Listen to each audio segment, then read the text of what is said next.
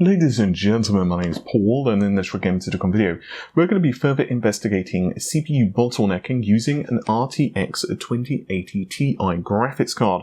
A few days ago, I did put out a video with an i7-4770K running at 4.4 GHz and RAM at 2200 MHz, and once again, this particular GPU, and no, this is not a review sample, we actually coughed up for this GPU. To show that in most instances, CPU bottlenecking is probably not going to impact most gamers with an upgrade. Of course, this is more of an extreme example of what you might pair with an older CPU such as the 4770K, but it was the CPU that I have to hand. Once again, it's an older system, and no, it's not that one. That's a review PC that I'm working on right now, so that's nothing to do with this. And a number of you wrote back and said, well, that's great, but can you test with different games? And games that were suggested included, but not limited to, Grand Theft Auto 5, because, well, that's very CPU intensive, along with Battlefield. So I thought to myself, sure, why not? And that's what I'm doing today. Now, this is a faster than normal put together video. So that means that I have not had time to benchmark this GPU with these games on other CPU configurations we have available. It's just that simple because I've got too much other stuff to do. But a couple of people were actually asking because they were actually thinking of buying other cards, such as, let's say, a GTX 1080 or a 1070 Ti or a 1080 Ti, since they're quite cheap right now. And so I just thought, well, you know what, I'm going to put this video out, because otherwise it's going to take me another week to get to this. And if people are kind of wondering whether they should upgrade or not, since the cards such as Pascal are going EOL, then they're quite cheap, well, I figure that it is better out than not, right? So with that said, it's going to be raw gameplay at 1440p with different graphics settings.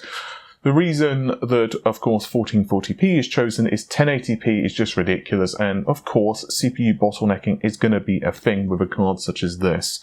And 4K, well, even this card, in certain games like Shadow of the Tomb Raider, it's just very strenuous. Like, you're going to hit around 60 FPS on a card like this, even if you overclock the GPU with all of the settings max. So obviously CPU is not going to be a factor. So with that said, let's just have a look at some of the performance, and then, well, we'll have a conclusion.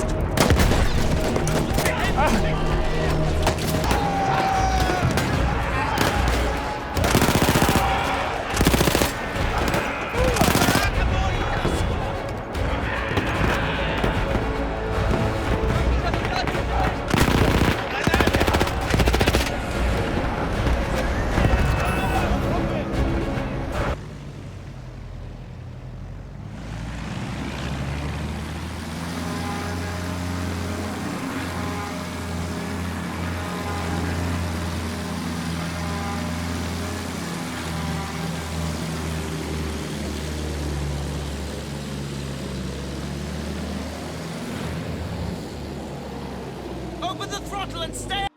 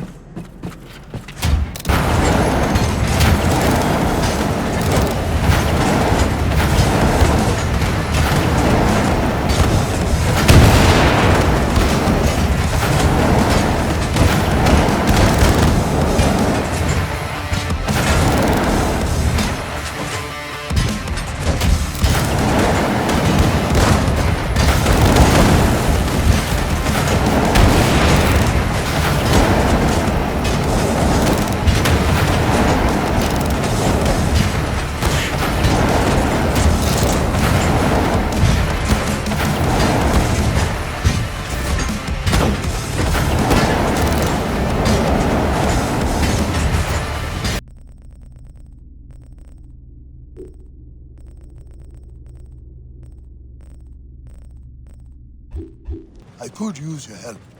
I'll do what I can. But do not forget, I have my own justice to pursue. Ah, I knew I could count on you, Senny.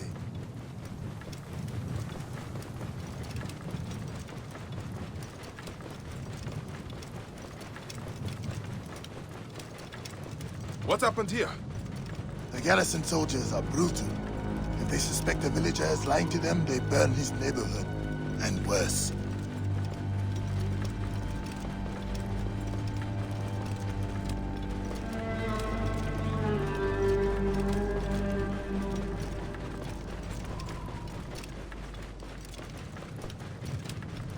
Whoa. Welcome home, Bayek. Siwa has missed you.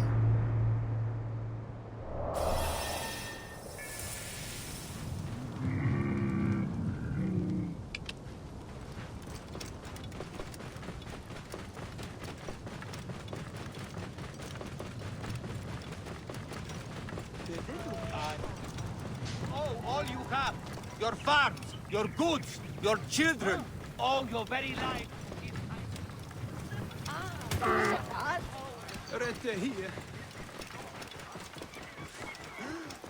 شد خير عن شزاته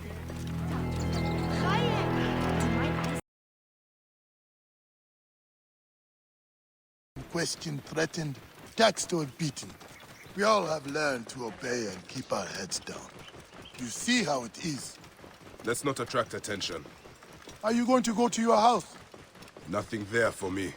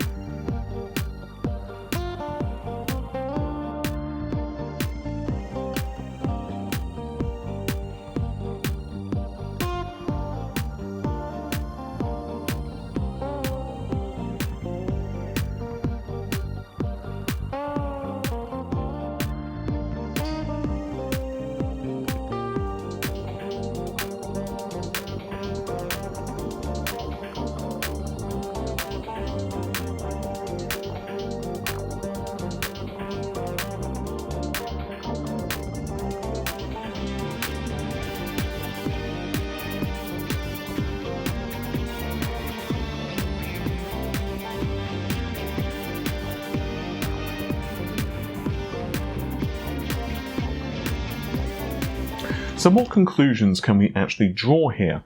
I mean, is it true that games such as GTA 5 definitely hit the CPU harder? Undoubtedly, yes. But this is also a very extreme example. I would highly not advise you to pair an RTX 2080 Ti with, let's say, a 6700K or a 4770K, because obviously there is an imbalance there, which is just very obvious. You instead would probably want to go with like a 9700K or a 2700X or similar.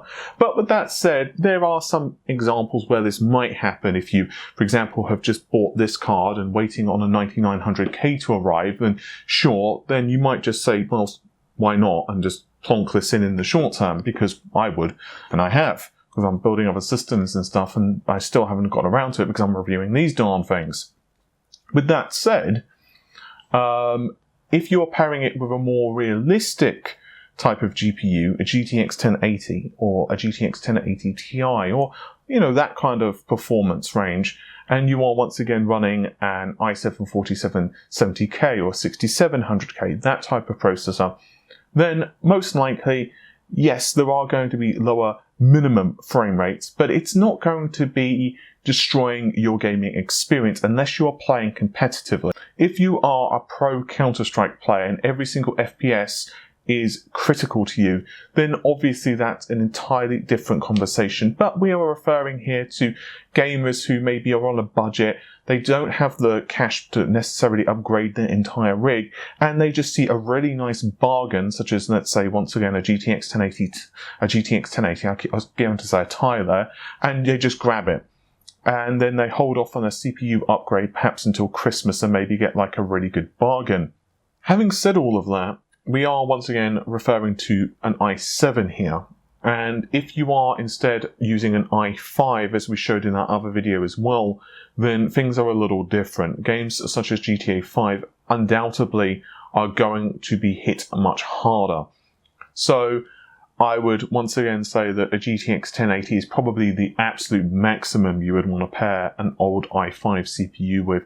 But with that said, even if you do run into an instance where, yeah, the CPU is holding you back a little bit, you could just turn up anti-aliasing a little bit or what have you, and that would be fine. But once again, it does depend upon your budget. In an ideal world, you would upgrade both. But if you're on a limited budget and in the short term you just see a really good deal on a GPU, I probably wouldn't worry about leaving a few % of performance on the table. But of course, it's down to you. This is more just kind of an experiment and to have a little bit of fun. With all of that said, hopefully you have enjoyed the video. There'll be more of these kind of exploratory, fun videos coming out on the channel as well, because it's really fun actually to pair a lot of old technology with a lot of new technology. And of course there'll be the reviews and all the other news and bits and pieces as well. With all of that said, if you have enjoyed the video, you know what to do. You can click the subscribe button and the bell icon, because the bell icon is not the same as the subscribe icon, because heaven knows that if you subscribe, you don't necessarily want to watch the videos, right? Anywho, with all that said, take care of yourselves. Bye for now.